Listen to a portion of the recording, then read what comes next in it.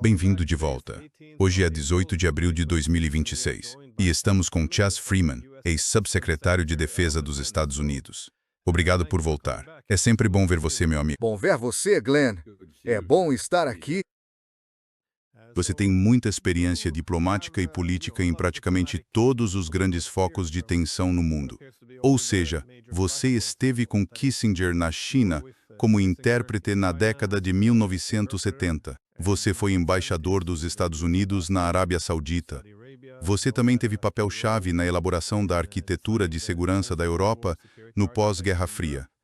Gostaria de ouvir sua perspectiva sobre os tempos em que vivemos, porque no momento acho que nos falta muita diplomacia. Quer dizer, estamos em conflito com a Rússia, com a China, com o Irã e, em todos os casos, parte-se sempre do pressuposto de que temos de derrotar os nossos adversários. Nossa classe política praticamente não fala mais em paz. Se aparecem sugestões de diplomacia, geralmente vêm dos militares, nunca dos diplomatas. E parece que só buscamos a paz pela força, um discurso beligerante. Se recuarmos um pouco, como você avalia o desmoronar de todas essas regiões ao mesmo tempo? Bem, European Union, acho que na Ásia Ocidental, que é o tema do dia, claro, esse desmoronamento vem acontecendo há bastante tempo. Mas sei que agora há muita confusão sobre a situação. Essencialmente, talvez os Estados Unidos não compreendam mais a diplomacia. Não há indício de que o façamos. Certamente não enviamos diplomatas experientes para tratar de assuntos importantes. Enviamos apaniguados ou o genro do presidente sem resultado. O vice-presidente também sem sucesso. Mas os iranianos claramente entendem de diplomacia.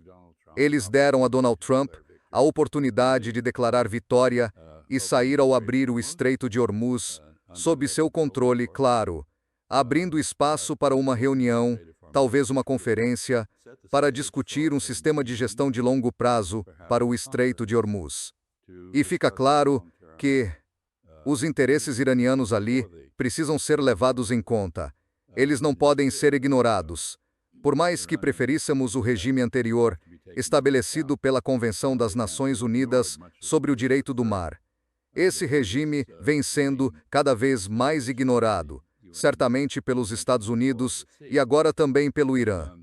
Então, quando a resposta à abertura do estreito, nessas condições controladas, não foi uma estratégia de saída, mas um endurecimento do bloqueio americano do estreito, e o Irã reverteu sua abertura. E assim agora voltamos a um fechamento praticamente total. Há várias coisas estranhas nisso. Primeiro, se você pensar no estreito como uma espécie de porta, o Irã deixou a porta entreaberta.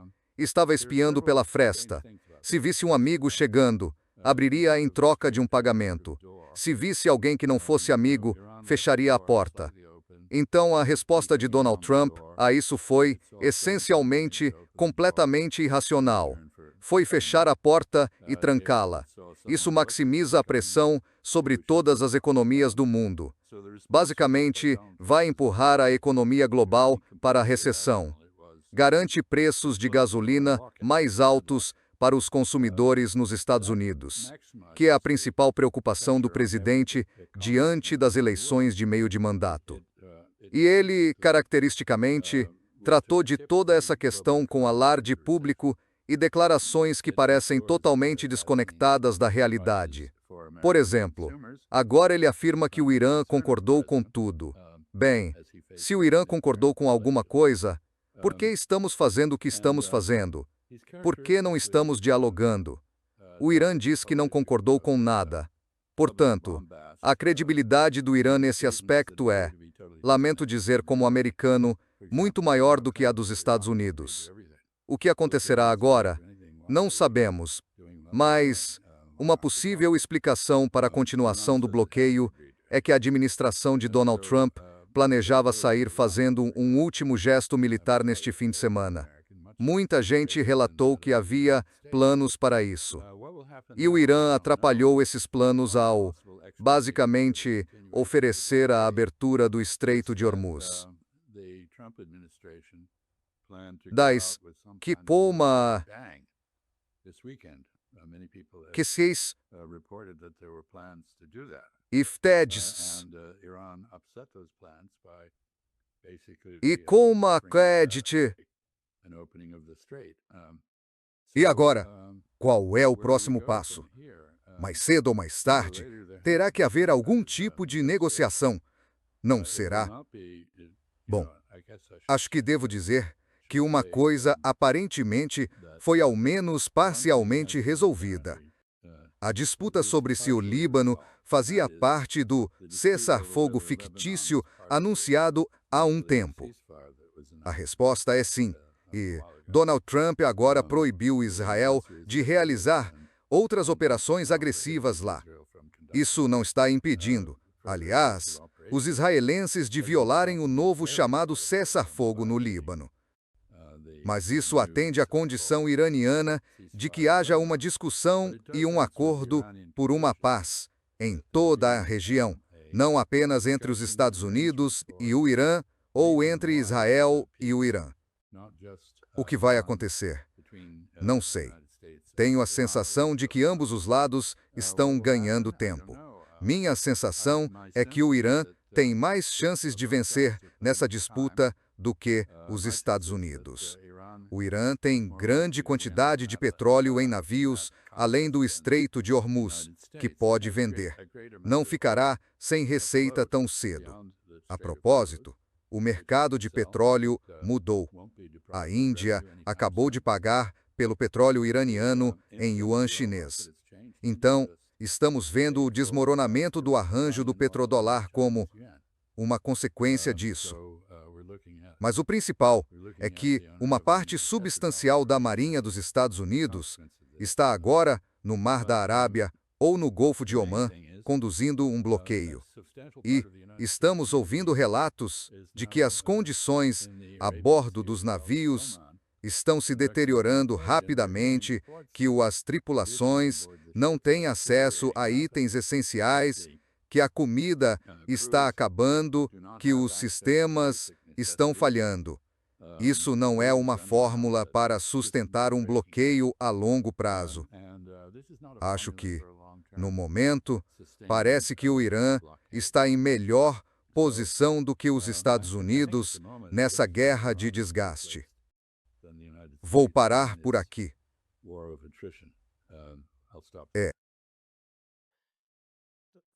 Quanto aos estados do Golfo, qual a probabilidade? Ou como você vê a estratégia provável deles daqui para frente? Eles confiam muito no bloqueio ou vão participar de forma mais ativa? Como você vê a probabilidade de a Arábia Saudita, por exemplo, participar do combate? Os sauditas deixaram bem claro que não aprovam o bloqueio. Eles pediram que fosse encerrado. Eles estão em contato com Teherã. Os ministros das Relações Exteriores da Arábia Saudita e do Irã se reuniram ao menos uma vez recentemente. A Arábia Saudita está, na verdade, na melhor posição de qualquer país do Conselho de Cooperação do Golfo. Kuwait e Catar estão basicamente isolados no Golfo Pérsico. Os Emirados estão presos entre o bloqueio dos Estados Unidos e o bloqueio do Irã. Omã está basicamente isento de ambos, mas não é um ator importante. A Arábia Saudita agora é a principal via de exportação e importação tanto do Kuwait quanto do Catar, porque tem acesso ao Mar Vermelho. Os iranianos, claro, declararam que, se necessário, recorrerão ao Ansarallah, os Houthis, para mais uma vez fechar o Bab al-Mandab e bloquear o Mar Vermelho. Então os sauditas estão sob considerável pressão, assim como seus vizinhos. Mas até agora, a Arábia Saudita ainda exporta cerca de 6 ou 7 milhões de barris de petróleo por dia pelo porto de Iambu. O Irã havia atingido uma estação de bombeamento no oleoduto leste-oeste na Arábia Saudita, mas isso parece ter sido reparado.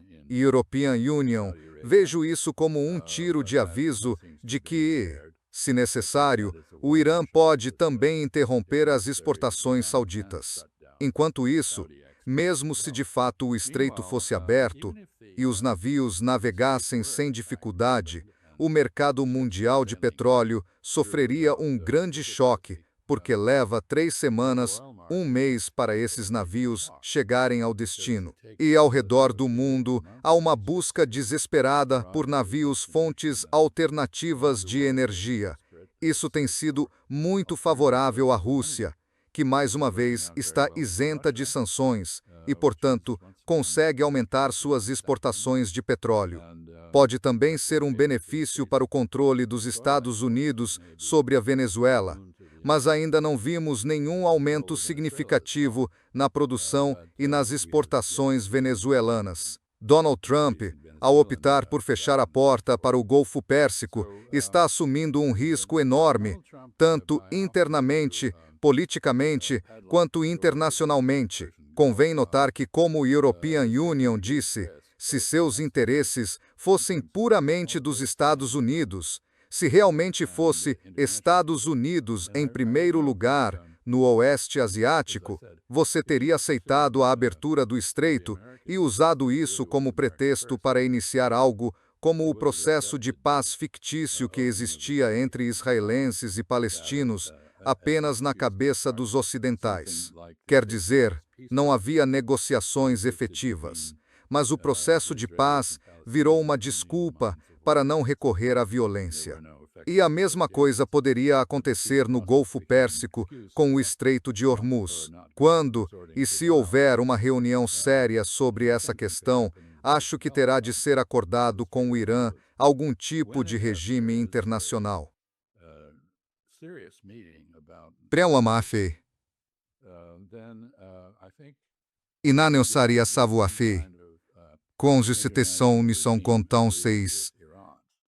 Seria algo como o Tratado dos Dardanelos, suponho, que reconheça um papel iraniano na gestão do estreito, mas estabeleça regras de engajamento acordadas e um mecanismo regulatório que previna abusos do poder iraniano como os que vimos agora.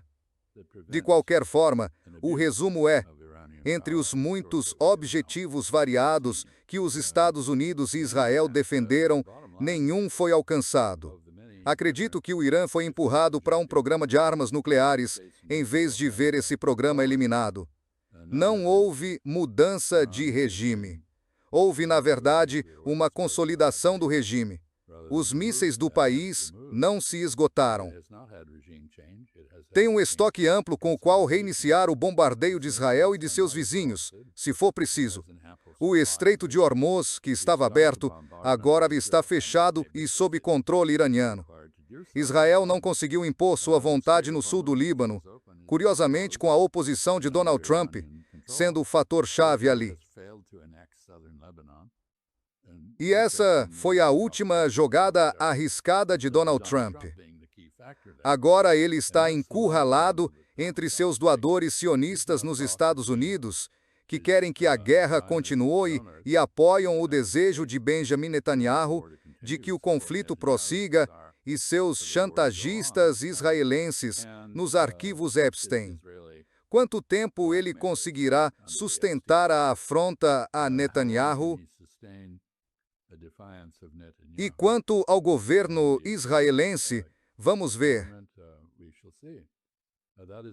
Isso é outro fator que acelera a contagem regressiva e não é vantajoso para os Estados Unidos. E quanto à forma como a diplomacia é feita agora, era assim que se fazia antes? Porque European Union, penso que, quando anunciaram o cessar-fogo, European Union sei que nem sempre são divulgados documentos com as condições de um cessar-fogo. Primeiro nos disseram que ele se basearia no plano em 10 pontos do Irã, mas depois nunca mais ouvimos nada sobre esse plano em 10 pontos. Houve disputas sobre se o Líbano estava ou não incluído naquele cessar-fogo, embora o primeiro-ministro paquistanês tenha insistido que estava. E mesmo depois disso, sabe, Esperava-se alguma clareza sobre se os Estados Unidos, ao impor um bloqueio ao Irã, estariam violando o cessar-fogo, já que isso é um ato de guerra. Mas mesmo depois de tudo isso, vemos agora que Trump leva as negociações para as redes sociais e publica suas mensagens. O bloqueio está aberto, não será restabelecido. E os iranianos vão abrir mão de todo o seu material nuclear. E logo depois, sabe, os iranianos novamente, também agora comunicando-se pelas redes sociais, dizem, nada disso é verdade. E agora, porque os Estados Unidos não suspenderam seu bloqueio, o Irã reimpõe o bloqueio do Estreito de Hormuz. É tudo muito confuso. É só que teria sido, é comum não haver documentos conjuntos, algo que possa ser divulgado, porque neste momento parece adolescentes brigando no Twitter. Não faz muito sentido. Este é mais um exemplo de política externa fantasiosa. É política externa feita por manipulação midiática e não por um esforço sério de chegar a um entendimento com a outra parte. Vimos esse padrão repetidas vezes. Vimos isso na Ucrânia, com as negociações em Moscou. Vimos em Gaza, com o cessar-fogo falso. Lá, vimos isso. E agora no Líbano, vimos isso com o Irã. Não, isso não é normal. Não se costuma anunciar um acordo quando ele não existe. Em nenhum desses casos houve um entendimento entre as partes. E isso só evidencia o amadorismo em que a diplomacia dos Estados Unidos entrou. Os enviados dos Estados Unidos são totalmente inexperientes, não conhecem bem as regiões com que lidam, são novatos em história, geografia e afins, e não têm a capacidade técnica exigida. O que vimos em Islamabad, na reunião entre Jodie Vance, o senhor Alibaf, e Araghchi, o ministro das Relações Exteriores do Irã, não foi uma negociação. Foi um ato performativo dos Estados Unidos que pretendia insinuar uma negociação inexistente. A delegação iraniana chegou com cerca de 70 pessoas e aparentemente com autoridade total das autoridades em Teherã, incluindo a Guarda Revolucionária Islâmica, para conduzir uma negociação séria. Para chegar a um acordo. Tinham equipe técnica preparada para discutir as questões em detalhes. A delegação dos Estados Unidos estava carregada de pessoas com ligações políticas e com pouquíssimos especialistas, e estava lá essencialmente para apresentar um ultimato. Mas era um ultimato sem qualquer alavanca eficaz por trás. A delegação dos Estados Unidos teve de se curvar às reivindicações absurdas de Donald Trump, atualmente a única autoridade em funcionamento nos Estados Unidos nessas questões, que, de alguma forma, os Estados Unidos tinham vencido a guerra, confundindo morte e destruição, no estilo Hegseth, com vitória no sentido clausewitziano ou de Sun Tzu. Ou seja, o propósito da guerra é obter ajustes nas relações e nas políticas. Um resultado político, e não apenas mutilar o inimigo e causar sofrimento. Portanto, o Irã mostrou que pode suportar uma enorme quantidade de punição e continuar lutando. Toda a sua estratégia, como já mencionei, foi a mesma estratégia de Hopi-Adopi, de Muhammad Ali, permitir que o inimigo lhe desferisse golpes até se esgotar e enfraquecer, esperando o momento de aplicar suas próprias contramedidas e o contra-ataque. É onde estamos. O Irã não mudou nesse aspecto. Não deseja mais punição, mas é capaz de suportá-la. Não está claro que Israel e os Estados Unidos tenham capacidade para fazer o mesmo. A capacidade de interceptar mísseis de ambos foi severamente reduzida.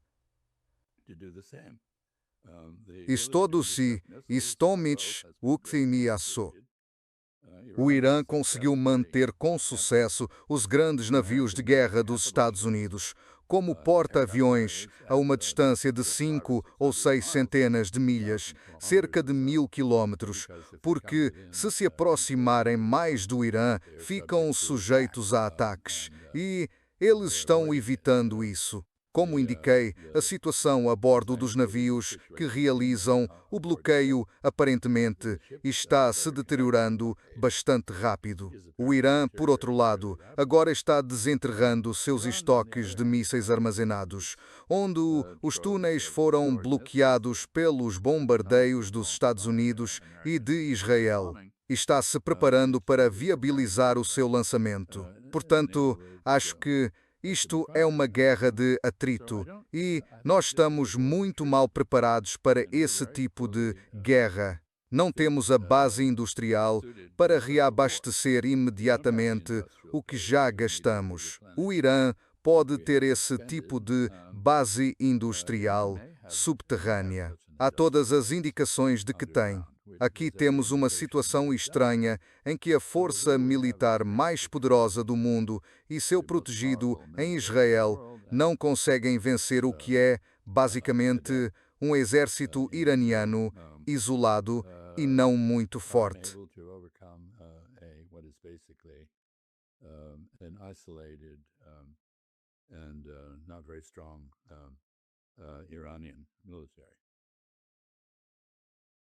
Mas vocês também têm um apoio considerável da China. E European Union me perguntava como você interpreta a resposta chinesa ali, porque eles têm sido bastante discretos e cautelosos. Bem, eles sempre são assim. Ou isso pode ser apenas sua natureza mais pacífica, ou eles, claro, podem simplesmente entender que o tempo está do lado deles. Ou seja, não provocar muita perturbação no sistema internacional. Certo. Parece que muitas das medidas atuais visam a China, cortar e bloquear o petróleo iraniano que vai para a China, ou ameaçar sancionar bancos chineses ou restringir o comércio com o Irã sob a alegação de que os iranianos são terroristas. Até figuras como Scott Bessent saem avisando os chineses de que não vão receber mais petróleo iraniano. Isto é a Marinha dos Estados Unidos impedindo navios chineses, embarcações civis, de recolher petróleo. Isto é uma escalada clara. Fiquei curioso. Como você vê a posição chinesa? Quer dizer, eles estão... Isso reflete fraqueza? Terão de ceder a algumas exigências dos Estados Unidos? Ou você acha que serão pressionados a adotar uma postura mais dura? Desculpe, é sempre uma questão muito ampla. Vocês, Xixin. São muitas perguntas, sim. Bem, os chineses têm muitos interesses em jogo aqui. O principal, ao qual você se referiu, é que eles emergiram como defensores da Carta das Nações Unidas, do direito internacional e do sistema internacional, enquanto os Estados Unidos são os saqueadores desse sistema. Os chineses têm grande interesse em manter o sistema que os trouxe à riqueza e ao poder. É o sistema criado e patrocinado pelos Estados Unidos, a Pax Americana, mas sem os Estados Unidos. Os chineses querem firmar isso na China, um sistema global multilateral. De qualquer forma, esse é um ponto. A segunda coisa é que, claro, a China tem interesse em manter o acesso ao Golfo Pérsico. Nesse sentido, não diferem de nenhum outro país. E, essencialmente, o que os Estados Unidos fizeram foi declarar guerra econômica a todos os países do planeta. Então, por que os chineses não ficariam olhando enquanto os Estados Unidos se isolam e transformam amigos em inimigos? Esse é o segundo ponto. Há muito raciocínio estratégico de poltrona acontecendo nos Estados Unidos que diz que a existência da China está em risco, ou que o que estamos fazendo no Oriente Médio é um golpe fatal para a China, ou, sabe, um revés estratégico. Mas isso não é verdade por vários motivos.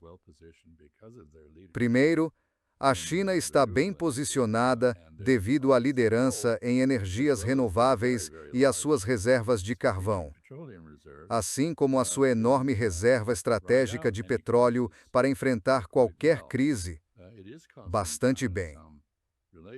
Isso está custando à China alguns relacionamentos na região, porque o mundo, e o Sudeste Asiático em particular, tornou-se dependente das exportações chinesas de diesel e combustível de aviação.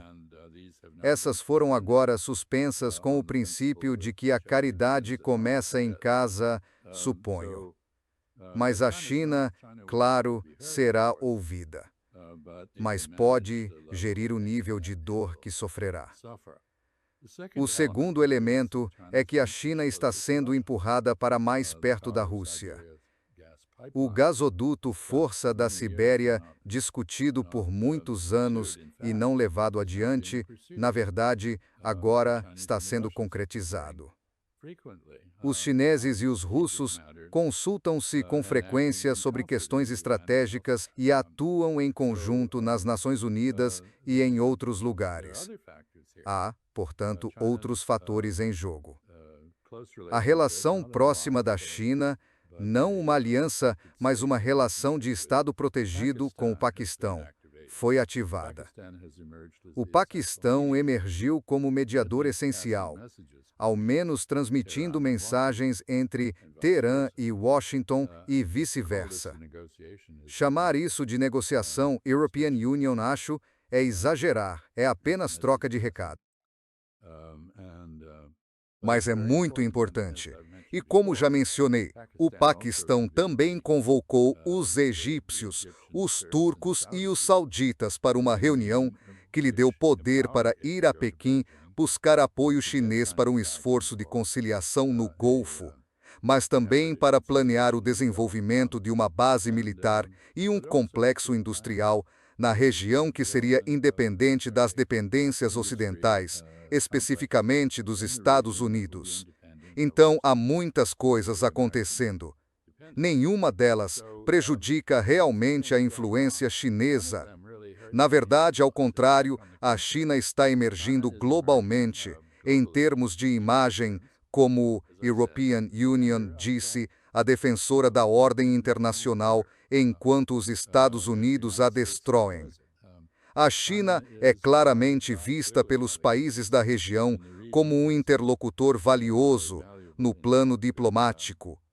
Tem grande interesse em garantir a abertura do Estreito de Hormuz e terá um papel em organizar o que for decidido para regulá-lo. Vou só terminar apontando algo óbvio, que os chineses certamente perceberam que o Irã fez no Estreito de Hormuz poderia ser feito no Estreito de Taiwan.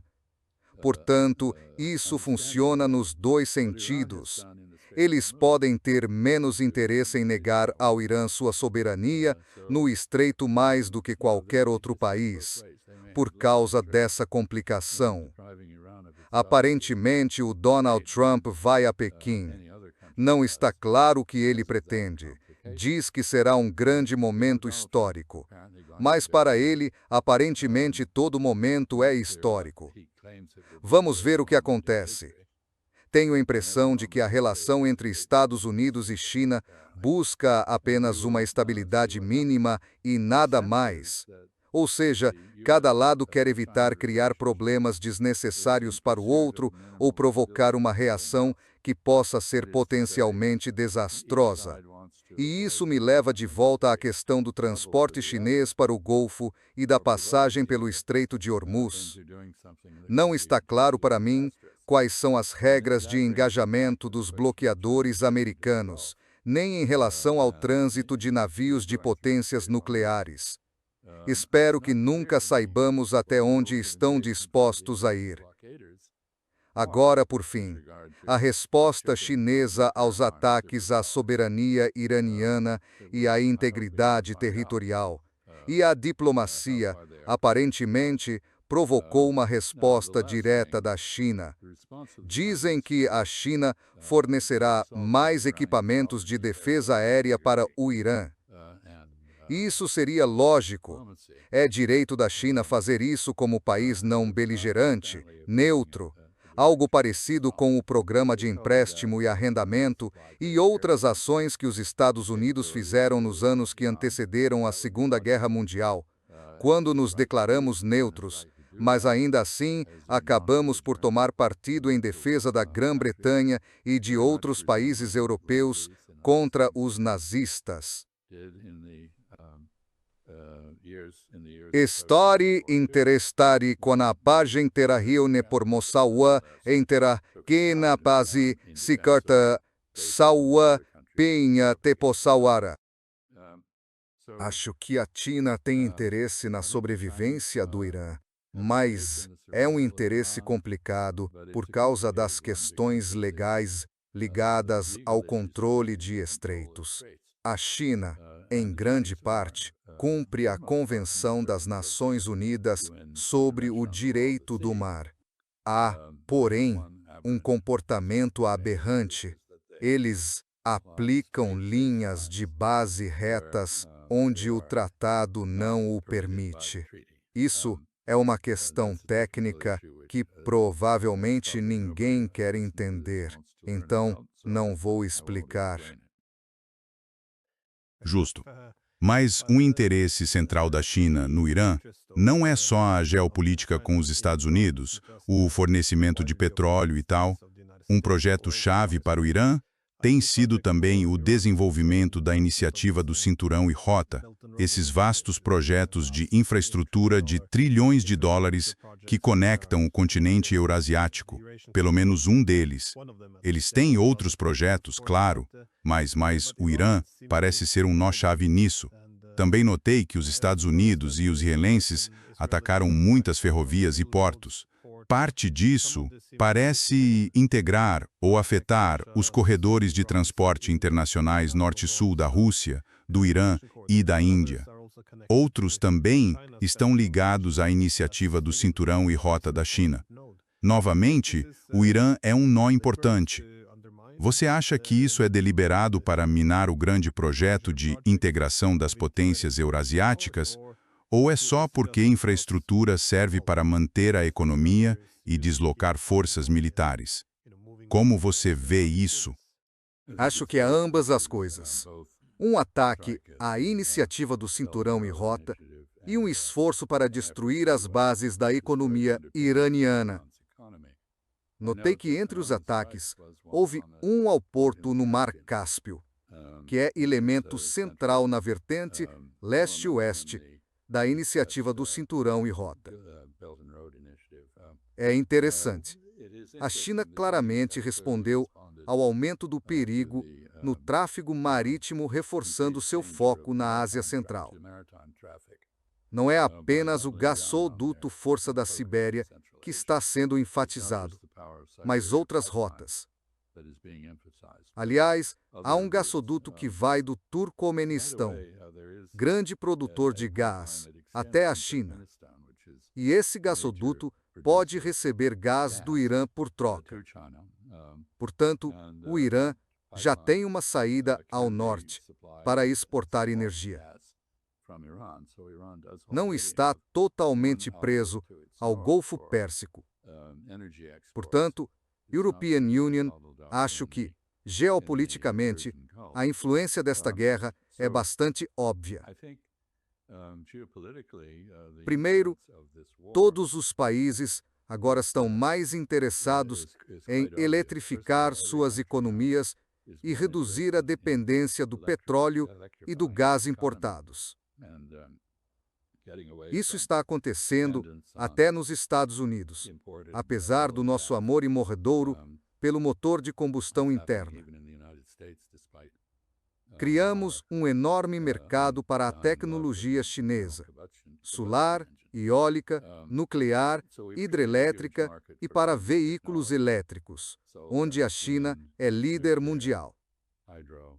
Esse é um grande feito. Ninguém vai confiar novamente na liberdade de navegação. Depois de ver a marinha mais poderosa do mundo violar esse princípio. O Irã tem razão ao falar do bloqueio imposto pelos Estados Unidos ao Estreito de Hormuz. Isto é claramente uma violação de um acordo de cessar-fogo. É como você diz, um ato de guerra. E, portanto, é ilegal. Assim, os Estados Unidos se encontram na estranha posição de confrontar uma China que defende aquilo que nós defendíamos, ou seja, o Estado de Direito. E talvez nem tão convincentemente, porque a China não tem efetivamente esse Estado de Direito internamente.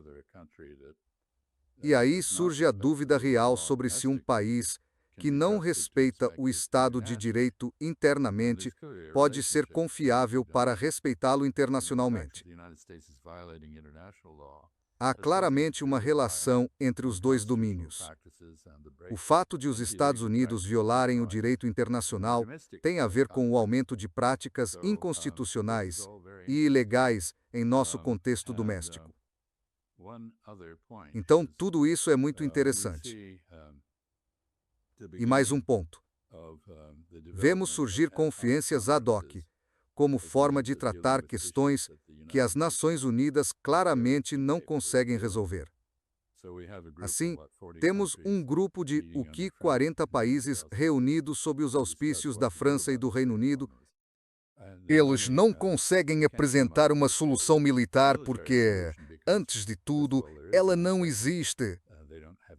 Em segundo lugar, já não têm capacidade de projeção de poder eficaz. Portanto, terão de elaborar uma estratégia diplomática se forem capazes disso. Quer dizer, até agora foram incapazes de fazê-lo. Em outras questões, como a guerra na Ucrânia, a arquitetura de segurança europeia, Gaza, o genocídio israelense, a segurança do Estado do Líbano. E, claro, a European Union deveria comentar também as negociações entre os governos libanês e israelense em Washington e o que elas significam ou não. Mas deixo isso para depois, se você quiser. Sim, na verdade, European Union era o próximo a fazer perguntas. Mas tive um pensamento. Quando você falou do Estado de Direito doméstico e internacional, frequentemente os valores não necessariamente se transferem do âmbito interno para o internacional.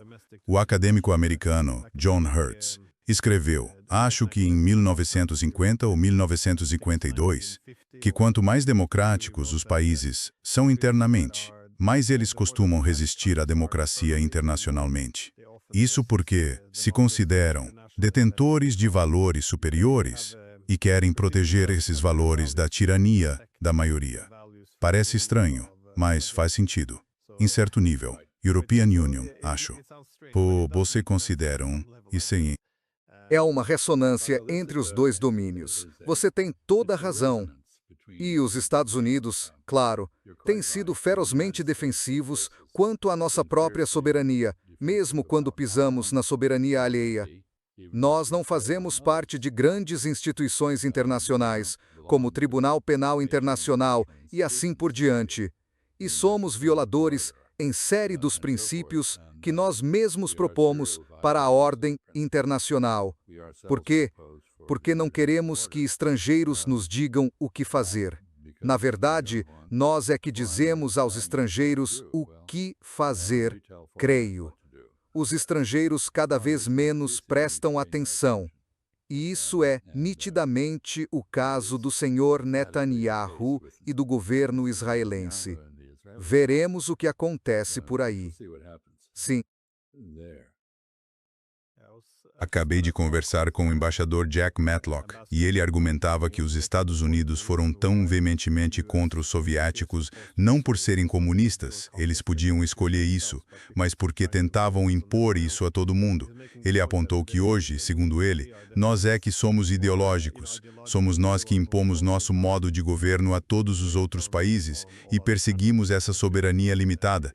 Então é curioso que a ideologia de um hegemon possa vir com princípios que, European Union diria, promovem uma espécie de desigualdade de soberania entre os Estados. Mas European Union queria falar sobre a questão do Líbano.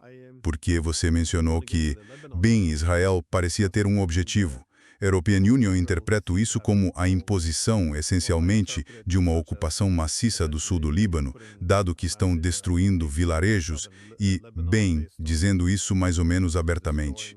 Como você vê a estratégia se desenrolando, agora que o cessar-fogo no Líbano está ligado ao cessar-fogo com o Irã?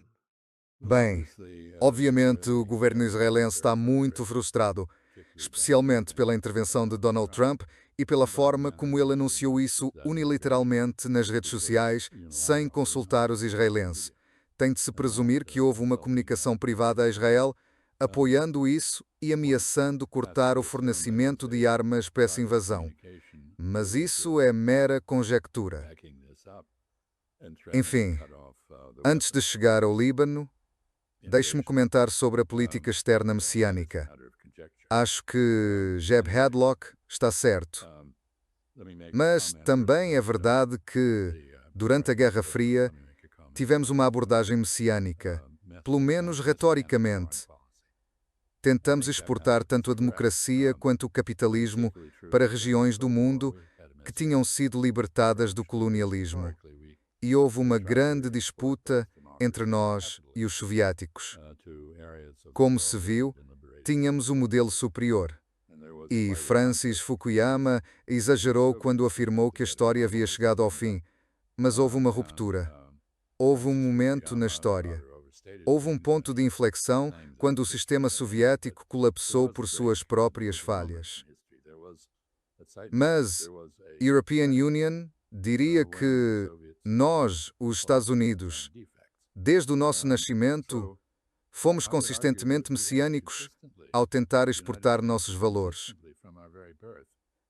Começamos com uma revolução e continuamos ao longo dos séculos seguintes a insistir que outros fizessem as coisas do nosso jeito porque era superior.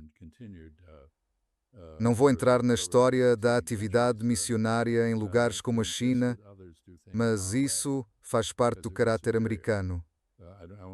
Achei que um dos grandes momentos da nossa história diplomática foi quando, no comunicado de Xangai, emitido por Zhou Enlai e Richard Nixon, em 28 de fevereiro de 1972, declaramos que os Estados Unidos e a China tinham valores fundamentalmente diferentes, sistemas socioeconómicos diferentes e ideologias distintas, mas que isso não deveria impedir nossa cooperação em questões de interesse comum. Essa é uma abordagem diplomática adequada e a European Union só gostaria que estivesse sendo aplicada hoje. Quanto ao Líbano, antes de mais nada, esta é uma discussão entre um governo libanês essencialmente ilegítimo e Israel. E a European Union, digo, essencialmente ilegítimo, porque esse governo foi organizado segundo as linhas confessionais impostas pelos franceses ao Líbano durante a era colonial. Portanto, o presidente é sempre um cristão maronita, o presidente do parlamento é sempre xiita e assim por diante. E a demografia no Líbano mudou fundamentalmente. E agora os xiitas são maioria. E a principal força na política libanesa e na representação no parlamento é o Hezbollah. Não é apenas um exército, é um movimento político, um partido político com enorme autoridade e, de muitas maneiras, é fascista. Não gosto muito dele. Quer dizer, é um Estado dentro do Estado e desempenha muitas funções para aqueles sob sua autoridade que o governo não consegue cumprir. Mas uma dessas funções é a defesa do Líbano como Estado contra a agressão israelense, algo que o exército libanês é incapaz de fazer. Então temos aqui uma conversa entre o Hezbollah, claro, não faz parte dessas negociações. Ele as repudiou, alegando que são ilegítimas e que não ficará vinculado por elas. Aproveitará qualquer coisa que saia delas, é claro, se puder, mas Essencialmente, temos um governo libanês que é ameaçado internamente pelo Hezbollah e costumava lidar com essa questão aderindo ao Irã, que fazia parte de uma esfera de influência operada pelo Hezbollah iraniano. Agora tenta substituir o Irã por Israel, basicamente alistar Israel contra o Hezbollah. E os objetivos de Israel são muito claros. Eles querem destruir o Hezbollah e desarmá-lo. E ao fazê-lo, removeriam qualquer obstáculo às suas operações militares no Líbano. E é muito claro que no sul do Líbano, eles detonaram todas as pontes sobre o rio Litani e outros rios, isolando o sul libanês do resto do país. Eles estão aplicando o modelo de Gaza naquela região. Isso significa destruir a infraestrutura física, assassinar quem puderem atingir e expulsar as pessoas. Ao contrário de Gaza, as pessoas no Líbano têm para onde ir. Sabe, tivemos declarações muito, devo dizer, assustadoras e repugnantes de pessoas como Jared Kushner, sugerindo por que não nivelar parte do deserto do Negev e mandar todos os habitantes de Gaza para lá. Mas, na verdade, os habitantes de Gaza permaneceram. Os libaneses não. Eles saíram. Agora estão voltando. E Israel, de fato, criou algo paralelo à chamada linha amarela em Gaza, uma fronteira invisível, e atira em quem cruza essa linha porque os declara terroristas. Porque, caso contrário, por que estariam cruzando a fronteira? Quero dizer, devem estar tramando algo nefasto, sabe, talvez só estejam tentando voltar para casa. De qualquer forma, o que vemos no sul do Líbano é uma repetição do que aconteceu em Gaza, e isso deveria ser bem perturbador, porque sugere que Gaza não foi uma aberração, um padrão que Israel pretende impor a outras áreas que decidir anexar. Claro, é um estado singular. Não tem fronteiras, não tem limites acordados, está em constante expansão. Foge à definição normal de estado. O Líbano é um grande aviso em muitos aspectos, mas o que vai acontecer lá? Acredito que veremos, então, uma repetição do que houve em Gaza, ou seja, um cessar-fogo falso. Israel vai exigir que todos parem de disparar enquanto continua a disparar e a perseguir seus objetivos estratégicos. E isso provavelmente vai levar a algum tipo de confronto entre o governo de Donald Trump e Israel, ou, mais provavelmente, a capitulação de Donald Trump aos seus assessores israelenses. Então é isso que European Union vejo acontecendo. Volto, no entanto, ao ponto de que a proclamação de um cessar-fogo e seu aparente respaldo por algum tipo de ameaça a Israel representam uma vitória para o Irã ao insistir que haja uma paz abrangente em toda a região, não apenas um cessar-fogo ou trégua entre ele e os países que o atacaram.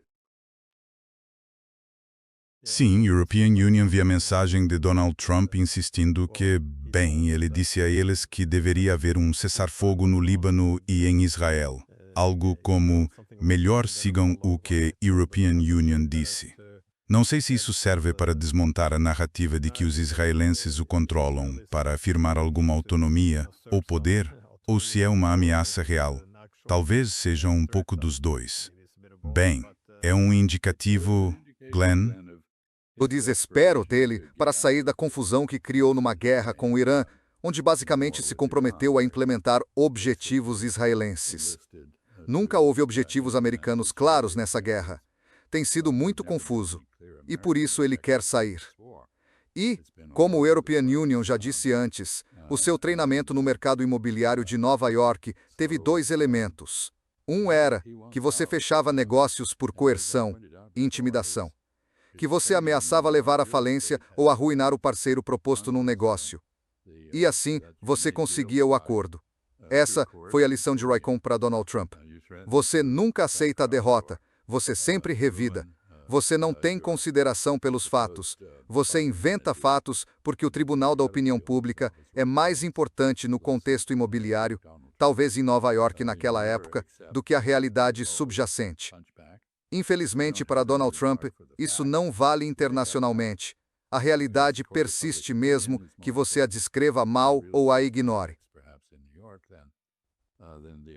O segundo elemento do seu treinamento é que quando você se mete em apuros, declara falência e sai sem obrigações. E é isso que ele gostaria de fazer com o Golfo Pérsico. Por isso fico tão surpreso que ele não teve a astúcia de aceitar a abertura do estreito pelos iranianos como uma vitória. Teria sido a desculpa perfeita para ele dizer: European Union os intimidei. Impus minha vontade sobre eles. Eles tiveram que abrir o estreito. Isto é uma grande conquista. Me deem o Prêmio Nobel da Paz, pedi a algum norueguês que me convidasse para Oslo e por aí vai. Então ele não fez isso, o que sugere que os assessores israelenses ainda estavam a orientar a política. Então, provavelmente de volta à guerra. Agora, o que é um cessar-fogo? Duvido que leve a um acordo de paz de fato, European Union, acho. E nada provável. Mas, sabe, uma das coisas impressionantes sobre a montanha russa em que estamos nesta guerra é a ingenuidade de tanta gente. Quero dizer, olha a capacidade do Donald Trump de manipular o mercado. Extraordinário. E o otimismo ilusório das pessoas, acreditando que o melhor está por vir só porque Donald Trump disse. É impressionante. Nunca vi nada assim. E European Union, sou um investidor modesto. Ao sair do meu serviço no governo, sem um centavo, tenho tentado reverter essa situação com algum sucesso. Então, European Union acompanha o mercado e ele é fortemente manipulado por esse homem carismático, meio insano, mas que meio insano, na Casa Branca. Ainda não consigo acreditar que ele conseguiu derrubar o preço do petróleo em $15 simplesmente afirmando que, mais ou menos, os iranianos capitularam no Estreito de Hormuz. É realmente extraordinário. Depois de todos esses anos, as pessoas ainda acreditam nas palavras dele. Quero dizer, os iranianos ainda tiveram que se manifestar argumentando que, sabe, a realidade não se cria com publicações nas redes sociais. Ela está no terreno, que o que Trump diz não é real, que isso foi descartado. E ainda assim o mercado parece excessivamente otimista, se não ingênuo. Alguma consideração final, antes de encerrarmos? Não. Acho que já falei o suficiente para me comprometer. Desejo a vocês tudo de bom e peço que continuem com o bom trabalho de dar acesso a pessoas que, European Union excluído, sabem do que estão falando. Bem, obrigado mais uma vez por dedicar um tempo do seu sábado. Valeu.